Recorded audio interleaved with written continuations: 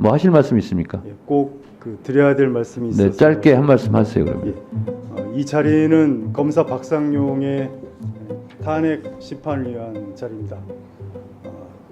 검사 박상용의 탄핵 소추의 가장 중대한 사유는 증인 이화영을 압박해서 그리고 회유하여 허위의 진술을 강요했다는 것입니다. 이 사건 자리에서 지금 명확하게 되지 않은 것이 하나 있습니다. 증인 이화영을 압박했던 가장 중요한 것은 카드였습니다. 증인 이화영은 법인카드를 받지 않았어요. 법인카드를 받은 사람은 문모 씨였고 당시 방용철은 법인카드를 모두 5장 모두를 문모 씨에게 줬다고 진술했습니다. 그러다가 김성태가 체포된 이후에 모든 관계자들이 법인카드를 이화영에게 주었다고 진술을 번복합니다. 이렇게 되면서 증인 이화영은 두려움에 빠집니다. 내가 받지도 않은 뇌물을 뒤집어 쓰게 생겼구나. 이화영에게 기소된 사건은 3가지였습니다. 첫 번째가 특가법 뇌물죄, 그리고 외국환 거래법 위반, 그리고 세 번째가 증거인멸교사입니다. 카드를 누가 받았느냐에 따라서 뇌물죄와 증거인멸교사죄가 사라집니다.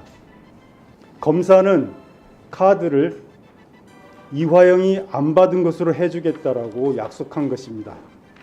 그렇기 때문에 피고인 이화영이 제19회 조서까지를 쓰고 나서 검사가 약속을 지킵니다.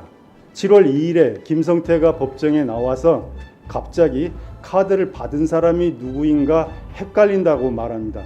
절대 헷갈릴 수 없는 사실입니다. 그런데 헷갈린다고만 말하고 다음에 얘기하겠다고 말합니다. 이유는 증인 이화영이 아직 19회 조서까지를 증거 동의하지 않았기 때문입니다. 증거 동의를 하면 검사의 마지막 약속, 즉 카드를 받은 사람이 이화영이 아니다라는 김성태의 진술이 확정되는 것이고, 그러면 뇌물죄와 증거인멸교사죄가 무죄가 되는 것입니다.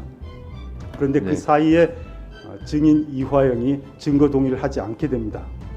증인 이화영은 이 자리에서 허위 진술을 했다라고 말하고 있습니다. 만약 허위 진술을 하지 않은 것이면 검사 박상용에 대한 탄핵이 성립될 수 없습니다. 증인 이화영은 2가지의 함정을 파놨습니다. 첫 번째는 19회 조서 제4페이지에 있는 것입니다.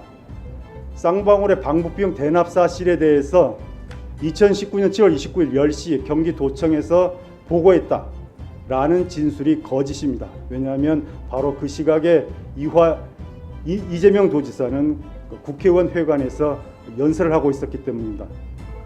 2번째 함정은 방북비용의 내용에 관한 것입니다. 19회 조서 5페이지에 보면 북한이 의전비용으로서 방북비용을 요구하고 있습니다 라고 증인 이화영이 진술을 합니다. 그런데 이 말 자체가 이 문장 자체가 성립할 수 없습니다. 왜냐하면 의전비용은 따로 처리 기준이 존재하기 때문입니다. 의전비용은 대통령인 경우에 회담 주최국이 부담하기로 되어 있습니다. 그리고 지방자치단체장인 경우에는 자신의 예산으로 자치단체가 지불하게 되어 있습니다. 다만 후불입니다. 다시 정리하면, 첫째, 의전비용, 방북비용은 은밀한 비용이 아니라 공식 비용이다.